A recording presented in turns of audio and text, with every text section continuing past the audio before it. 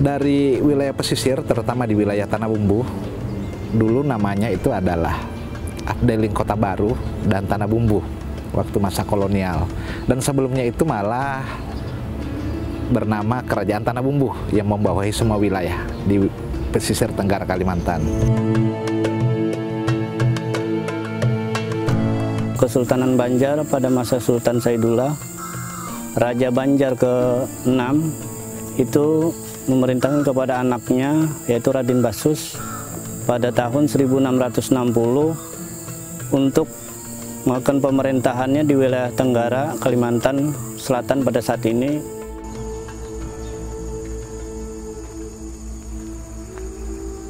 Tak bisa dipungkiri,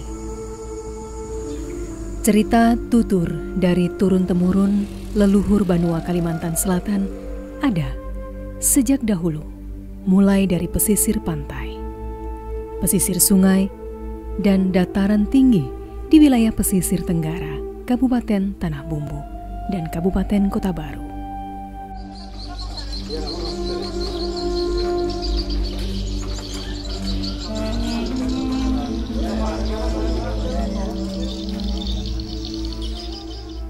Islam masuk ke Kalimantan Selatan melalui misi perdagangan. Karena Kalimantan saat itu sebagai pusat perdagangan terbesar, selain melalui perkawinan antar suku.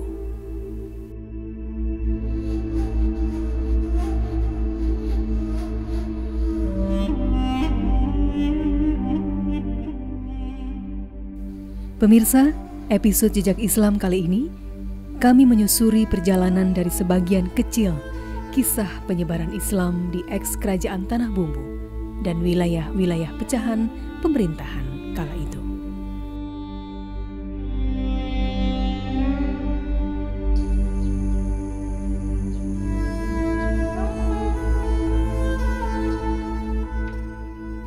Kami menuju wilayah Kabupaten Kota Baru, Kalimantan Selatan yang banyak menyimpan situs sejarah.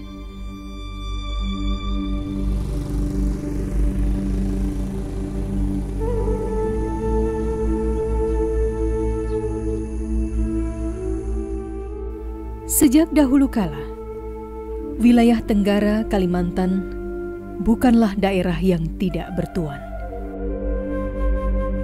Daerah ini telah dihuni penduduk asli Kalimantan.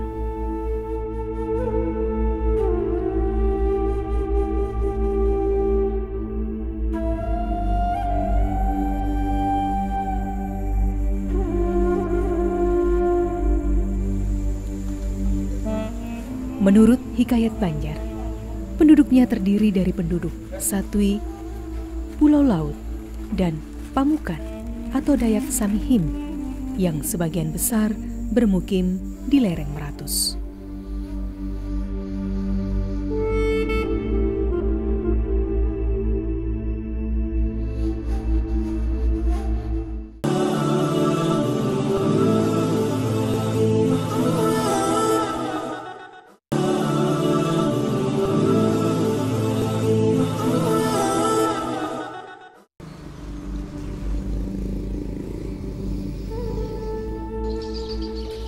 Di Desa Sampanahan, Kecamatan Sampanahan, dahulu berdiri kerajaan.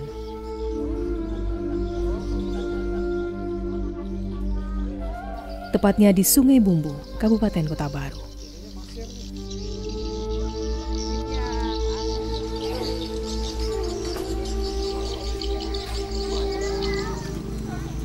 Pemirsa Jejak Islam, dengan maksud mempermudah pengawasan serta urusan kerajaan dan memperluas penyebaran agama Islam, Sultan Banjar ke-6, Sultan Saidullah atau Raden Kesuma Alam, menobatkan putra mahkotanya, Raden Basus, Pangeran Dipati Tuha II, menjadi raja pertama di Kerajaan Tanah Bumbu.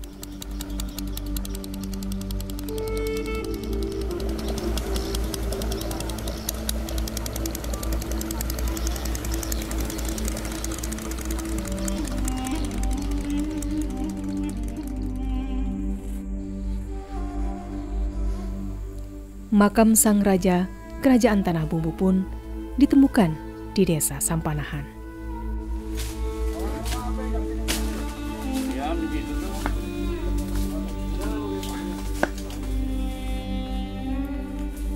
Berawal Kesultanan Banjar pada masa Sultan Saidullah, Raja Banjar ke-6 itu memerintahkan kepada anaknya yaitu Raden Basus pada tahun 1660 untuk melakukan pemerintahannya di wilayah Tenggara, Kalimantan Selatan pada saat ini.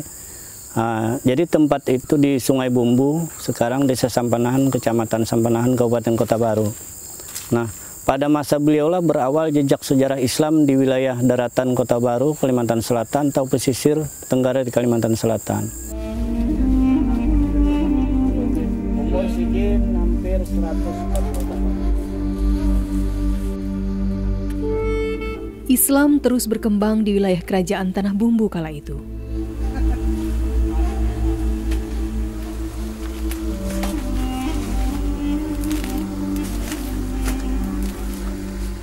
Karena Pangeran Mangu, anak Raden Basus, berkomitmen mengemban amanah sang ayah untuk membesarkan agama Islam. Kendati adanya perlawanan dari pihak penjajah Belanda.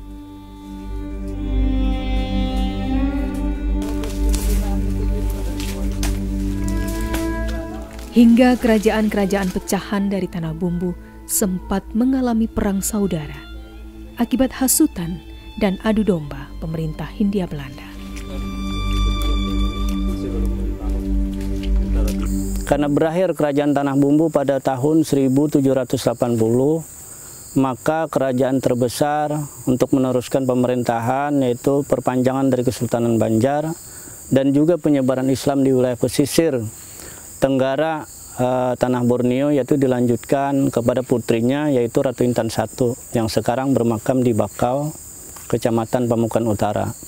Dan Ratu Intan I adalah karena putri tunggal maka diberikan wilayah yaitu untuk menjadi ratu di Kerajaan Cantung dan Batu Licin pertama. Nah, selanjutnya Ratu Mas kawin dengan saudagar dari Kesultanan Goa yang bernama Daeng Malewa. Setelah kawin beliau diberi gelar yaitu Pangeran Dipati.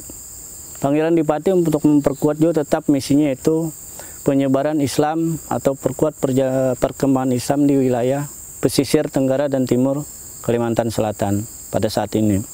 Nah, selanjutnya dari anak-anak Daeng Malewa inilah dengan selir yang dikawinkan oleh Ratu Mas sendiri, selirnya dari salah satu Dayang Cengal, maka melahirkan Pangeran Prabu. Nah, dari Pangeran Prabu inilah cikal bakal yang menjadikan ada dilumatkan Kerajaan Sampanahan.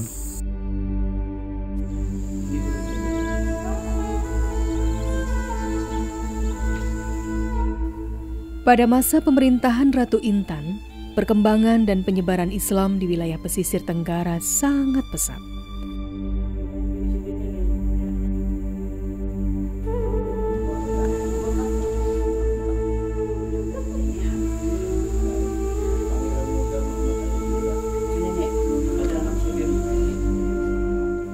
Toleransi dan keteladanan kepemimpinan Pangeran Agung saat itu menjadi teladan bagaimana pemimpin yang tidak membedakan suku dan agama, hingga rakyatnya dapat hidup selaras dan damai.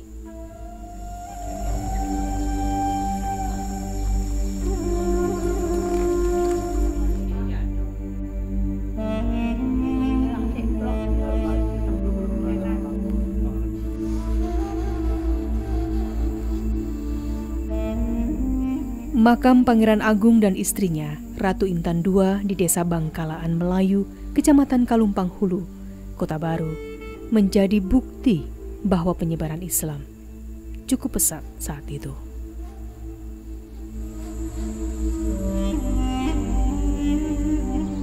Nah, makam-makam yang ada di sana secara tipologi, tipenya ya, itu terdiri dari dua bahan ya. Bahannya itu ada bahan kayu, kemudian ada bahan batu. Dan itu memang secara kronologi dari waktunya memang ada periode makam yang terbuat dari batu, ada yang dari kayu. Nah, ambil contoh misalnya kita lihat dari makam Pangeran Agung. itu yang berkuasa hanya 1 tahun. Jadi Pangeran Agung itu 1 tahun, sekitar 1850-an ya. Itu berkuasa hanya sekitar 1 tahun dan makamnya itu makam dianggap sebagai makam raksasa yang ada di Cantung karena makamnya persegi 8, kemudian tinggi sekali karena berbentuk makam bertipe gada, dan di sekeliling makam itu terdapat ayat-ayat. Dari hasil penelitian kami, dari riset kami itu, ayat itu ada yang ayat berasal dari Al-Quran, kemudian ada juga beberapa kosakata dalam bahasa lokal. Hal ini menunjukkan bahwa masuknya Islam di wilayah pesisir, karena dalam fase penyebaran Islam itu datang ke pesisir dulu baru masuk ke pedalaman.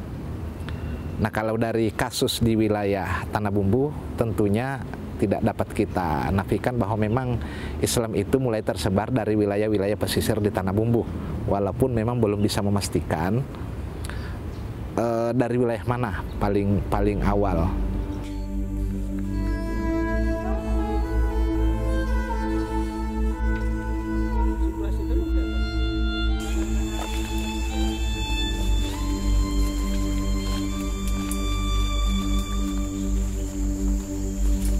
Tim Jejak Islam juga mencoba menyusuri lokasi yang konon merupakan bekas tempat tinggal atau Balai 5 milik Pangeran Agung yang terletak di Desa Bangkalaan Dayak.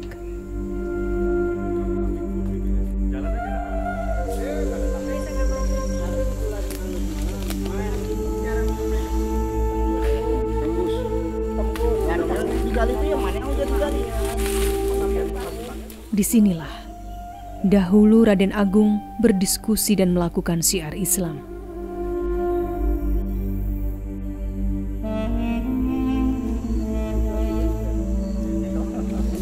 Digali itu yang mana yang udah digali?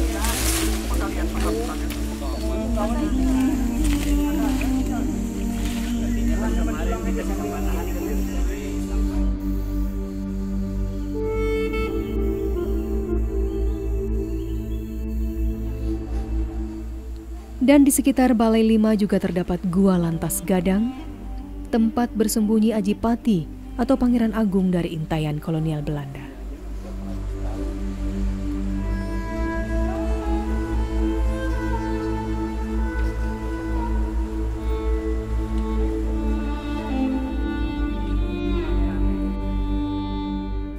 Lokasinya sangat sejuk, mengalir air yang juga menjadi pencaharian warga setempat.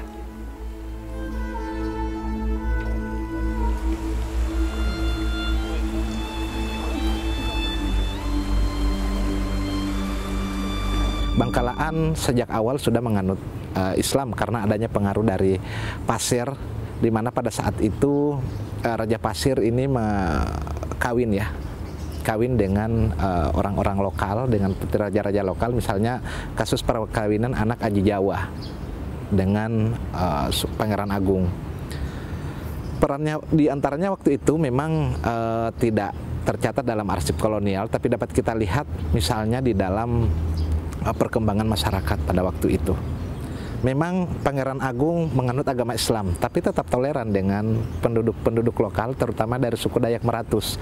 Makanya Pangeran Agung pada waktu itu membangun balai, namanya Balai 5, itu untuk menghormati penduduk lokal.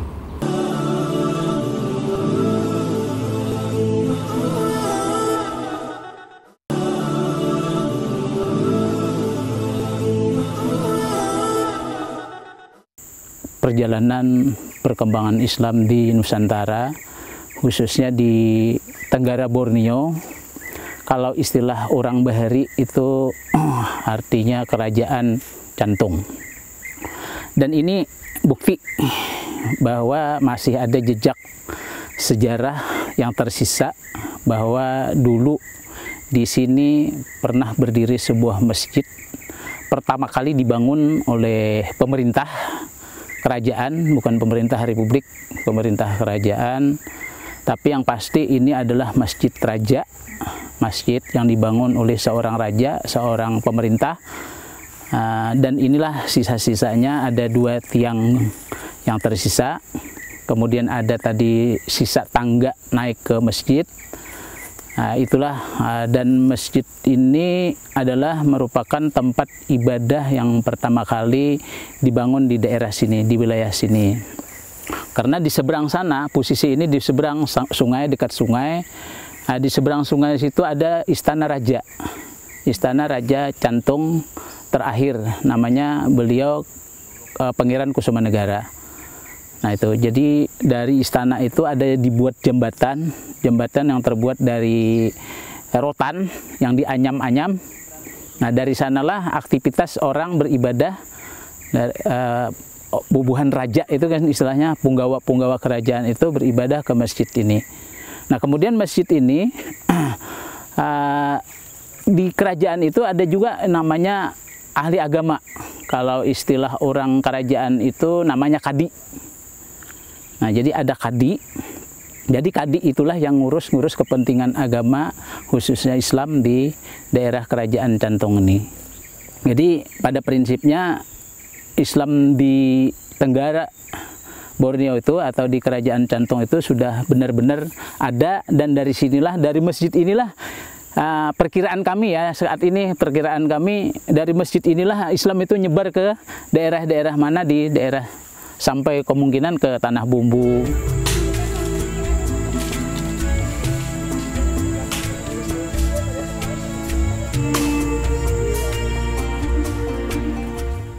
Masih di desa Banualawas, kami mengunjungi bekas bangunan masjid pertama bukti penyebaran Islam.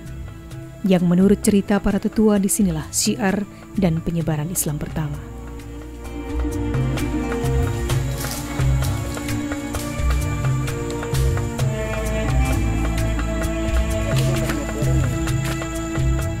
Konon tonggak-tonggak kayu ulin inilah bekas bangunan rumah ibadah atau surau.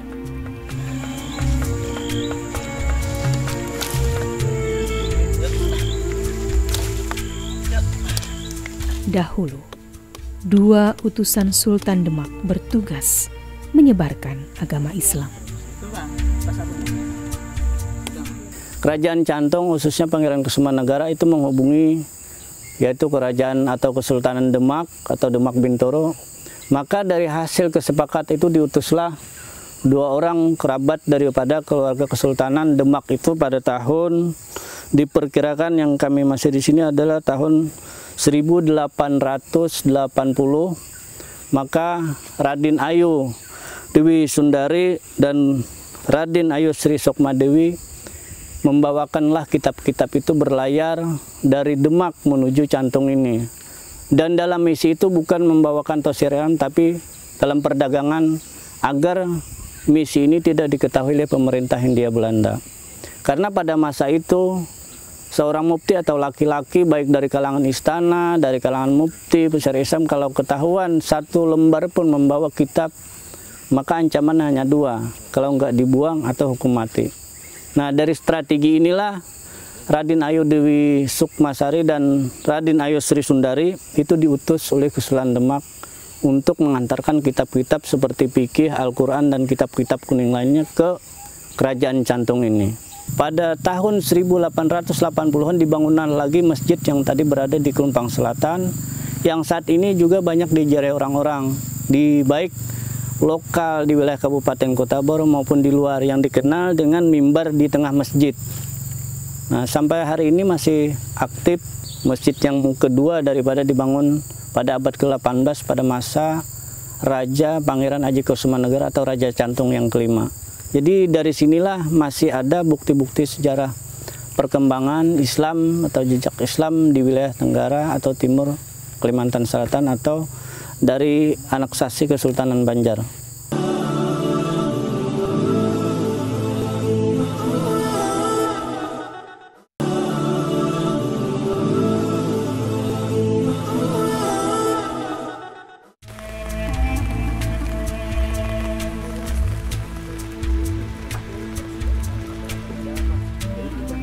Masjid Mimbar Keramat di Desa Tamiang ini telah berusia ratusan tahun.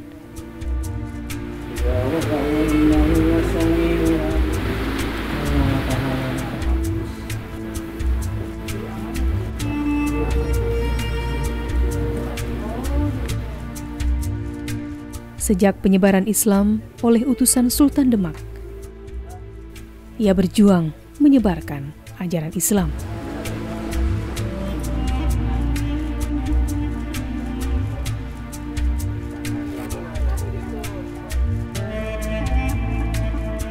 Konstruksi masjid masih kokoh, menjadi saksi sejarah Islam ada dan bukan hanya cerita.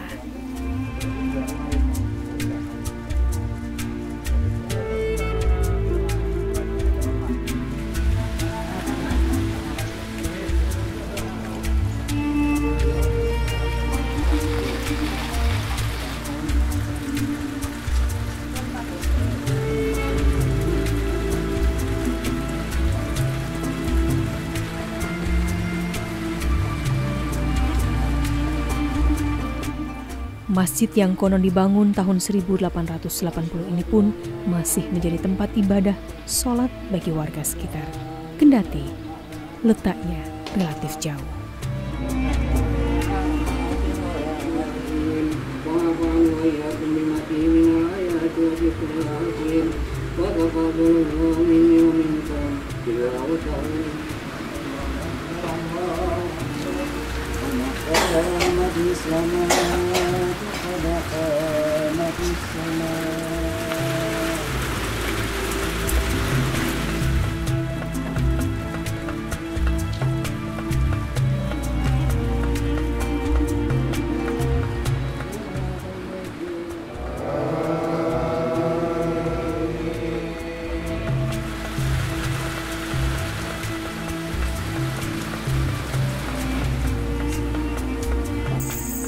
Dengan melihat serta memastikan bahwasanya